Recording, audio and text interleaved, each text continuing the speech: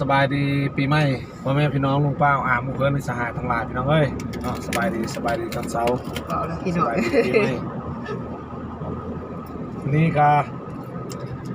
พากันเข้าไปสวรรค์พี่น้องเอ้ยเนาะเอาไปสวรรค์เอารถมู่ไปเซ็กให้เพิ่นเนาะเพิ่นบ่มีเวลาเพิ่นยังค่าเบรกอยู่แต่เพิ่นว่าหาพอปันเนาะว่าถ้ามีเวลาอะไรจะเอารถเข้าไปเซ็กชมร้านกับเพิ่นนะก็ปันก็เลยเข้ามาเซ็กให้หมู่มาซ่าหมู่บ่มีเวลาแน่เนาะเป็นหยัง โอ้ที่เฮ็ดเลี้ยงนำกันจังหั่นน่ะพี่น้องนะ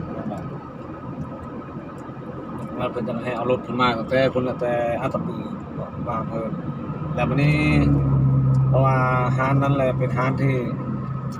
ค่อนข้างเขาเฮ็ดอันนั้นละเอียดเขาเฮ็ดคักอะนะเราเขาบ่คิโลคือซะเพราะว่าสุดก่อนก็ เคยไปเช็ครถอยู่หั่น นั่นแหละเคยเอารถตัวเองไปเช็คอยู่หั่นเนาะเขาเฮ็ดคักมันบ่คือบางร้านนี่ก็จะคิโลมันอะไรมันเป็นหยังแบบนั้นเป็นอันจะเปลี่ยนไปหมดน่ะนะเนาะแบบเครื่องดีๆอยู่ก็ออกไปเปลี่ยนลักษณะนั้นเนาะก็ บ่คักค่ะ มันก็บ่ได้เฮาก็ว่าเงินมันบ่ลงบ่หลายว่าซั่นเนาะบ่ได้มันเพอีหลีมันก็บอกว่าเป็นบ่เนาะตัวใดมันบ่เพมันก็บ่เป็นให้เนาะสนามม้าแต่ว่า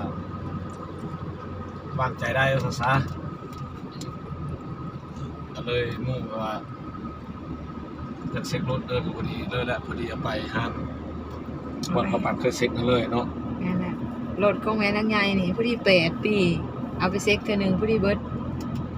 มาลำปาย5 ลำ 7จักร้อยก็เหมือนกัน300บ่3 ปลาย 300ปลาย8ปีเช็คเทื่อนึง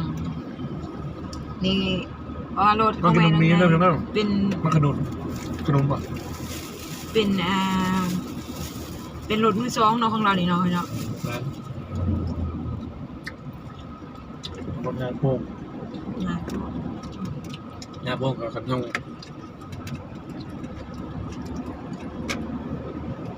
เราเช็คตลอดเลยขี้ครับเรา เราก็เดินทางกันไปเลยพี่น้องเลย มา หอด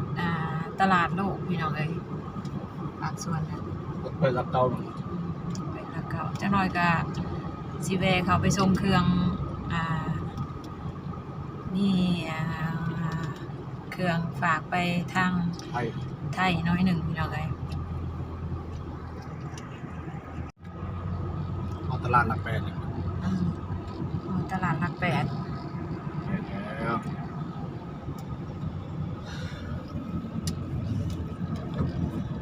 อะไรยังหนาวอยู่พี่น้องเอ้ยอากาศคือสิยังหนาวอยู่ก็เอาพี่น้องว่าช่วงนี้เป็นหน้าหนาวแล้วมันข่าวต่างประเทศโอ้ให้บนหิมะตกเนาะเป็นแต่รักษาสุขภาพกันเด้อ ก็เห็นเขาลงในเฟซฮะเอายังกินเบียร์ก็กดเอาหิมะหามาเซ เดี๋ยวมีหลายบอลหลายทีเรื่องหิมะตกแต่รักษาสุขภาพกันเอาไว้ กันเป็นคอยนี่ก็ยานเขาบ่ได้ออกแต่เฮือนอยู่หน่อย โอ้ หนา เมื่ ว อเฮิร์นก็จะ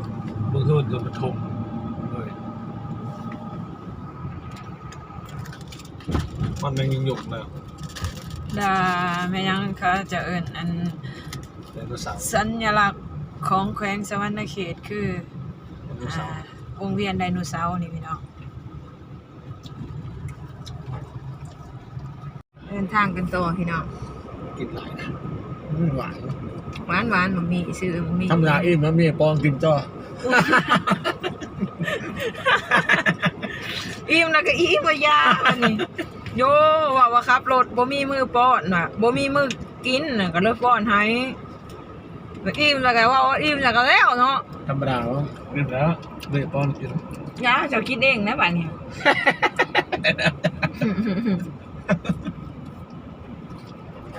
สิบ่ยังหายบ่ว่าอิจฉาน้องพรบรรณาจารย์เนาะได้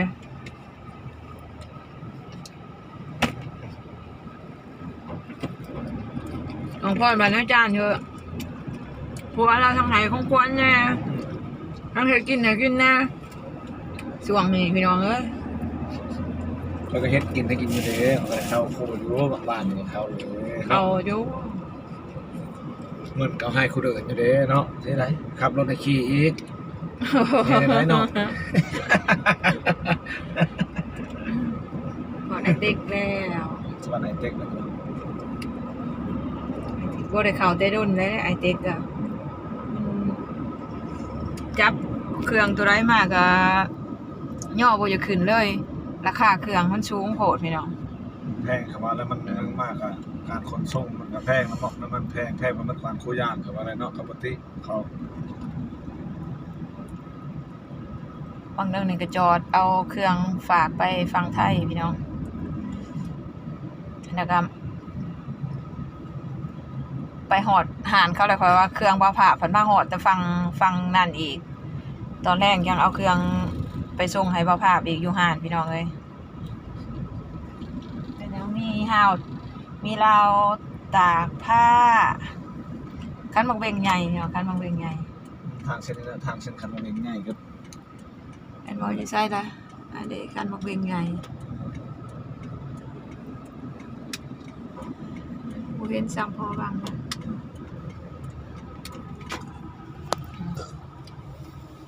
บ่เห็น โอ้อิ่มมังมี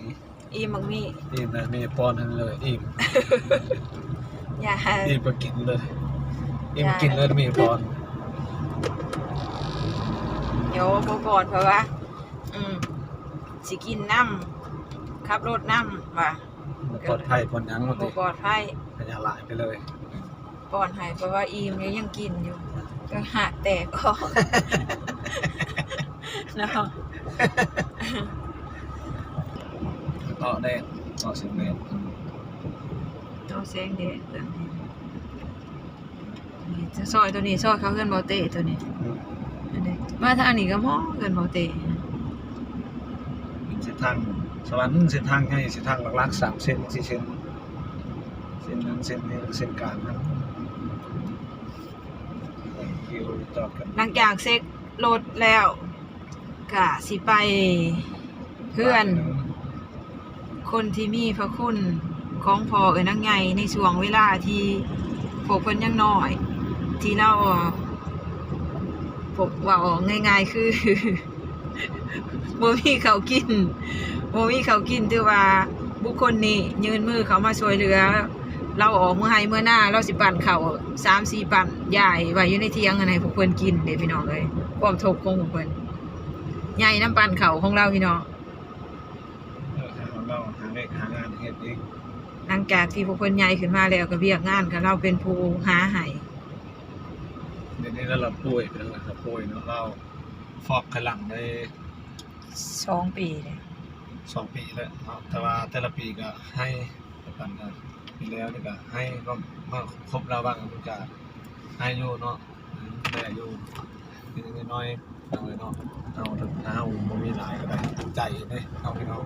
อันนี้ก็ให้เพิ่นของขวัญปีใหม่เนาะบ่ห ปี ลาย นี้ของขวัญปีใหม่ค่ะเบิ่ง ระดมให้น้องแม่ให้น้องกาคนละ500,000น้องชายผมปั่นกับ3 คน เชียวอีก หมู่เพิ่นอีกน้องเซียวอีกก็เขาปั่นแม่เนาะตกอยู่ประมาณ3 ล้านปลายๆนะพี่น้องเนาะปั่นสิประมาณล้านนึง ของเพิ่นหาของเพิ่นหาเงินของเพิ่นหาเจ้าหาเหรียญ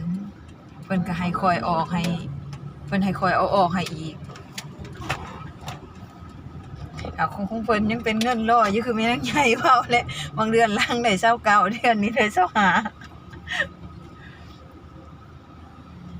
มาหอดบอลอัน นอนบอลนี่แหละ จอดอันนี้เช็ครถเลยพี่น้อง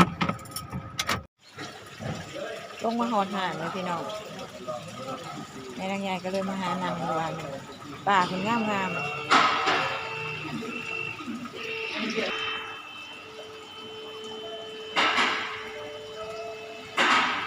อยากให้เบาเต้มาเห็นนี่เด้เฮ้ยตัวซับพอค่ะ แม่บ่ได้เอามาสากอยู่เฮือนแบตมันเบิด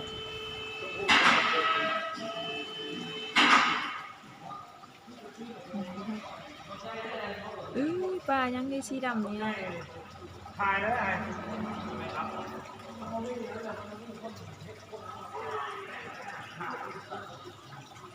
อยากให้เบาเต้เพิ่นมาเห็นเด้แต่เพิ่นละมากแนวนี้ค่ะพี่น้องเอ้ยเพิ่นมากเลี้ยงปลา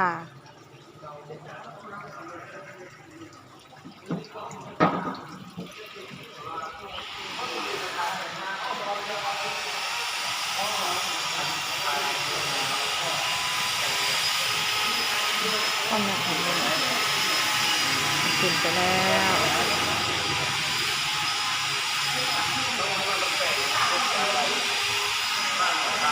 เพิ่นก็มาเจอกับคนบุ่งเคยกันพี่น้องเอ้ยเฮ็ดซีโหลด